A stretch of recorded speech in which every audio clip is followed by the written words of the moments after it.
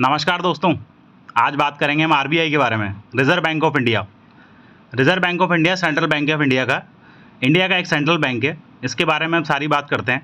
इसको basically RBI बोला जाता है। इसका जो इस्टेब्लिशमेंट था वो 1 अप्रैल 1935 को हुआ था। वो reserve Bank of India act 1934 के थ्रू हुआ था। इसका बिगनिंग में इसका हेडक्वार्टर, स्टार्टिंग में जिसका हेडक्वार्टर था वो कलकत्ता के अंदर था। उसके बाद 1937 के अंदर इसको परमानेंटली शिफ्ट कर दिया गया था मुंबई के अंदर। अगर हम अक्टूबर 2021 के हिसाब से बात करें तो governor of reserve Bank of India के जो गवर्नर थे वो शक्तिकांत दास थे। ये 25वें गवर्नर हैं और सारे फंक्शन जो हैं वो आरबीआई के इनके द्वारा ही चल रहे हैं अभी। अब हम बात करते हैं interesting fact about RBI reserve Bank of India. Reserve Bank of India के इंटरेस्टिंग फैक्ट क्या है, जो बैंक के अंदर या किसी भी और एग्जाम है जो जिसमें बैंकिंग से रिलेटेड कोई जीके पूछी जाती है या करंट अफेयर्स पूछी जाती है, उनके अंदर एक क्वेश्चन पूछे जा सकते हैं। तो मैंने वो सारी चीज़ों का ध्यान रखा है जो आपके एग्जाम के ओरिएंटेड है। तो हम बात करते हैं उसके बारे में। First governor of RBI was Osborne Smith है। पहले जो आरबीआई के गवर्नर थे वो ऑसबॉर्न स्मिथ थे। First Indian governor of RBI के जो पहले गवर्नर है वो सीडी देशमुख हैं। पहले गवर्नर की अगर क्वेश्चन पूछा जाएगा तो उसमें ऑसबॉर्न स्मिथ आपको लगाना है, और फर्स्ट इंडियन गवर्नर अगर आपसे पूछा जाएगा तो उसमें आपको सीडी देशमुख लगाना है। जो रिजर्व बैंक ऑफ इंडिया था वो शुरुआत में प्राइवेटली ओन था। उसको प्राइवेट बैंक की तरह रखा गया था, जिसके 2 एक्स्ट्रा फंक्शन थे, regulation and controls of all banks in India. Bank के अंदर जितने भी इंडिया के अंदर जो बैंक हैं उन सारे बैंक्स को रेगुलेट करना एंड कंट्रोल करना। उसके बाद उसको 1949 के अंदर नेशनलाइज किया गया। नेशनलाइज करने के बाद ये पूरा जो बैंक था आरबीआई वो गवर्नमेंट ऑफ इंडिया के अंडर में आ गया। तो इसके रोल्स भी काफ़ी सारे बढ़ गए हैं। उन रोल्स के बारे में हम आगे बात करते हैं। नेक्स्ट स्लाइड में आपको मैं दिखाता हूँ रोल्स के बारे में।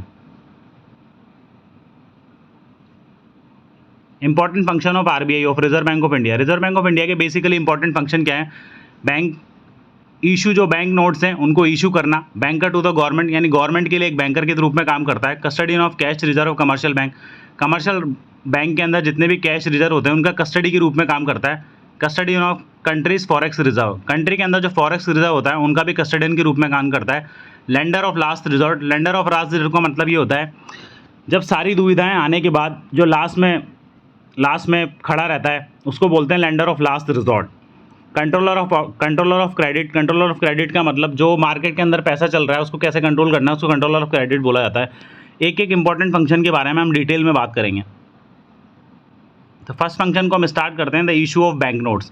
The issue of bank notes को आप नाम से ही समझ रहे होंगे। बेसिकली जो मोस्ट इंपॉर्टेंट फंक्शन जो है आरबीआई का वो क्या होता है, करेंसी नोट को इशू करना, करेंसी नोट्स और कॉइन्स को इशू करना। बट एक चीज़ आप ध्यान रखना, हमेशा 1 रुपये का नोट और कॉइन जो होते हैं वो मिनिस्ट्री ऑफ फाइनेंस के द्वारा इशू किए जाते हैं, वो आरबीआई का गवर्नर इशू नहीं करता। उसके अलावा जितने भी जो नोट्स हैं उन पे सारे नोट्स के अंदर गवर्नर के साइन होते हैं उन नोट्स के ऊपर।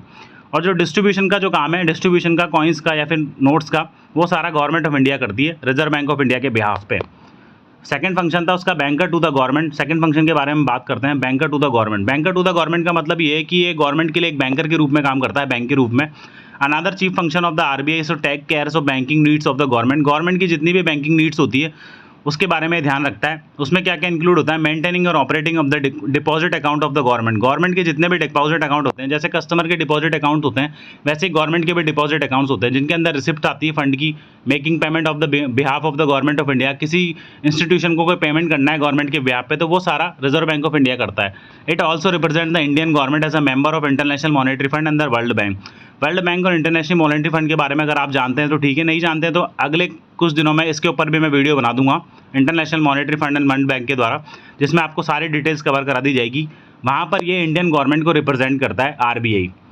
नेक्स्ट फीचर के बारे में हम इसके बात करते हैं, custodian of cash reserve of commercial bank. Custodian of cash reserve of commercial bank, जैसा कि मैंने आपको बताया था कमर्शियल बैंक के हर कमर्शियल बैंक या जो भी कमर्शियल बैंक है जितने भी हैं उनके सबके कैश रिजर्व्स होते हैं। उनका जो कस्टडी है यानी उनके कैश रिजर्व का कौन ध्यान रखेगा, वो ध्यान रखा जाता है आरबीआई के द्वारा। Commercial bank are required to maintain the cash reserve at the rate decided by the RBI in its monetary policy.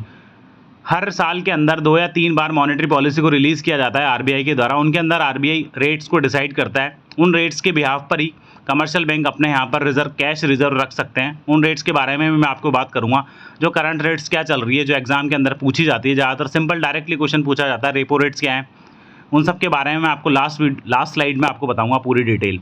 Custodian of foreign exchange reserve, next इसका वो है custodian of foreign exchange reserve. जैसा कि मैंने आपको बताया था foreign exchange जो रिजर्व होता है उसका भी कस्टडियन के रूप में काम करता है RBI. Another important function of the RBI is maintaining a reserve of current currency foreign currency that enable the RBI to deal with the any crisis situation. Foreign reserve का मतलब ये है कि फॉरेन करेंसी का जो reserve होता है उसको मेंटेन करके रखने का काम होता है। अगर किसी कठिन परिस्थिति में या फिर कभी क्राइसिस की कंडीशन आ जाती है तब आरबीआई उसको इनेबल करता है उस समय उस कंडीशन को डील करने के लिए। अब सेकंड है इसका lender of the last resort. Lender of the last resort का मतलब ये है often regarded as the bankers of the bank. जैसा कि मैं बताया आपको पहले भी, आरबीआई को बैंकर्स ऑफ द बैंक कहा जाता है, यानी बैंकों का ही बैंक कहा जाता है। RBI act as a parent to all commercial bank in India. जितने भी कमर्शियल बैंक हैं उनके पेरेंट के रूप में काम करता है। It become the lender of the last resort for all bank. सारे बैंकों के लिए lender of the last resort की तरह काम करता है अगर कोई क्राइसिस की सिचुएशन आ जाती है। आरबीआई हमेशा हेल्प करता है पैसा उधार देने में सारी फाइनेंशियल इंस्टीट्यूशंस को, या फिर जितने भी बैंक है कमर्शियल बैंक, उन सबको पैसा लैंड करने में आरबीआई के द्वारा ही पैसा लैंड किया जाता है, ताकि फिर वो कस्टमरों को आगे लैंड करें। या फिर कोई बैंक दिवालिया हो गया उस कंडीशन में आरबीआई क्या उसके साथ कर रहा है, जितनी भी फाइनेंशियल डिफिकल्टीज आती है उन सबको रिजॉल्व करने के अंदर आरबीआई उनकी मदद करता है, यानी आरबीआई उनका सब कुछ है करता धरता। इसीलिए lender of the last resort उसे बोला जाता है। अगर कोई भी कठिन परिस्थिति है तो वो लोग जितने भी कमर्शियल बैंक है वो आरबीआई को याद करते हैं। एक और फंक्शन है, लास्ट फंक्शन जो था इसका, controller of credit. Controller of credit का मतलब ये है RBI control the credit created by the commercial bank of India. Commercial bank of India के द्वारा जो क्रेडिट क्रिएट किया जाता है उसको भी कंट्रोल करता है in accordance with the economic priorities of the government of India. Government की क्या इकोनॉमिक प्रायोरिटीज़ है, बेसिकली हम इसको ये समझें जो फ्लो ऑफ मार्केट है, करेंसी का जो फ्लो है मार्केट के अंदर, करेंसी या मनी का जो फ्लो है वो मार्केट के अंदर, उसको कैसे कंट्रोल करना है, उसको क्वांटिटी बेसिस पे क्वालिटी बेसिस पे कैसे कंट्रोल करना है, उसको आरबीआई यूज़ करता है उसको, ताकि कहीं पैसे का अगर फ्लो बढ़ाना है तो वो भी आरबीआई बढ़ाता है, अगर पैसे के फ्लो को कम करना है तो वो भी आरबीआई करता है। वो किस बेसिस पे करता है ना, monetary policy involve the management of interest rate and money supply. Monetary policy के द्वारा हर साल इंटरेस्ट रेट को, हर साल के अंदर 2 या 3 बार या 4 बार मॉनेटरी पॉलिसी इंटरेस्ट रेट को ऊपर नीचे किया जाता है, जिससे कि मार्केट के अंदर जो लिक्विडिटी है कैश की वो बनी रहे। या फिर इन्फ्लेशन अगर ज़्यादा हो रहा है तो उसको कैसे कम करना है, कंजप्शन अगर बढ़ाना है तो उसको कैसे कम करना है। The Central Bank of India tweaks the money supply to achieve objective such as liquidity, inflation and consumption. Liquidity जैसा मैंने आपको बताया कि मार्केट के अंदर फ्लो क्या है पैसों का।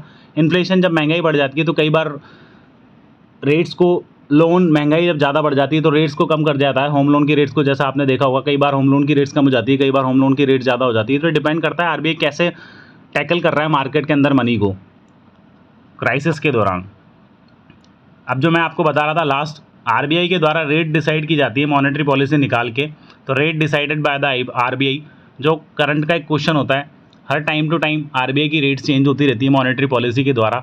तो सिंपल डायरेक्टली उन पे क्वेश्चन पूछे जाते हैं बैंक एग्जाम के अंदर या कोई और भी एग्जाम के अंदर पूछे जा सकते हैं। तो हम इसके बारे में, मैंने आपके लिए एक स्लाइड मेंटेन कर दी है पूरी, इस स्लाइड्स को आप देख सकते हैं और डायरेक्टली नोट कर सकते हैं, याद कर सकते हैं। The monetary policy committee announce on 8 February 2023 the repo rate bar increase by 25 basis point. 25 basis point के से इसको बढ़ा दिया गया। 8 फरवरी 2023 की लेटेस्ट है, जिससे करंट जो रेपो रेट थी वो 6.50 हो गई है। पहले करंट रेपो रेट जो थी वो 6.25% थी। तो आप करंट रेपो रेट कितनी है, 6.50। बैंक रेट कितनी है, 6.75%। रिवर्स रेपो रेट जिसको आरआर बोला जाता है 3.35% है वो। Marginal standing facility rate MSFR 6.75% है। ये सारे रेट्स हैं जो बेसिकली डायरेक्ट क्वेश्चन पूछे जाते हैं एग्जाम के अंदर। रेपो रेट कितना है, कोई भी एग्जाम के अंदर डायरेक्ट क्वेश्चन पूछा जा सकता है। तो आपको 6.50 सेलेक्ट करना है। बैंक रेट कितना चल रहा है, 6.75 सेलेक्ट करना है आपको। रिवर्स रेपो रेट RRR 3.35% है। Marginal standing facility rate 6.7। इन सारे रेट्स के बारे में मैं आपको सारी डिटेल्स वीडियो, नेक्स्ट वीडियो या इसके बाद जब भी मैं वीडियो बनाऊंगा इसके ऊपर, तो सारी रेट्स को पूरी डिटेल्स में कवर कर दूंगा। रेपो रेट क्या होती है, बैंक रेट क्या होती है, रिवर्स रेपो रेट क्या होती है, MSFR क्या होती है, सारी इसके बारे में मैं सारी डिटेल्स आपको नेक्स्ट वीडियो या उसके बाद कभी भी जब भी मैं वीडियो बनाऊंगा उसके अंदर सारी डिटेल्स आपको कवर कर दी जाएगी। Thank you so much.